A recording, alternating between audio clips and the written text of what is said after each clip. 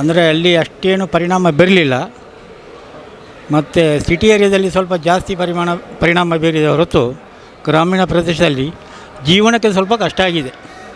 ಯಾಕಂದರೆ ವ್ಯವಹಾರದ ಬಗ್ಗೆ, ಕೆಲಸದ ಬಗ್ಗೆ ತುಂಬ ತೊಂದರೆ ಆಗಿದೆ.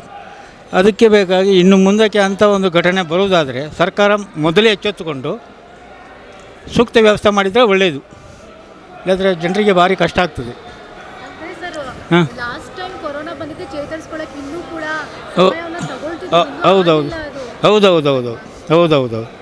ಅದಕ್ಕೆ ಈಗಲೇ ಪ್ರಿಪೇರ್ ಮಾಡಿದರೆ ಒಳ್ಳೆಯದು. ಸರ್ಕಾರ ಅಂತೂ ಕಟ್ಟುನಿಟ್ಟಿನ ಕ್ರಮ ಕೈಗೊಳ್ಳಬೇಕು.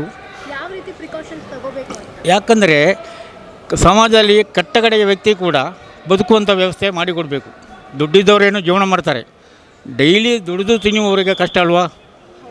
ಅದರ ಬಗ್ಗೆ ಸರ್ಕಾರ ಮುತುವರ್ಜಿ ತಗೊಂಡು ಕೆಲಸ ಮಾಡಿದ್ರೆ ಒಳ್ಳೆಯದು. ಜನಸಾಮಾನ್ಯರು ಕೂಡ ಅಡ್ಡಾಡೋದೆಲ್ಲ ಸ್ವಲ್ಪ ಕಡಿಮೆ ಮಾಡಬೇಕು. ಎಷ್ಟು ಬೇಕೋ ಅಷ್ಟೇ. ಖುಷಿ ಬಂದಲ್ಲಿ ಹೋಗುವುದು ಬರುವುದೆಲ್ಲ ಭಾರಿ ಸ್ವಲ್ಪ ನಿಯತ್ತಿದ್ರೆ ಒಳ್ಳೆಯದು ಅಷ್ಟೇ, ಬೇರೇನಿಲ್ಲ. ಹೌದು, ಹಾಂ,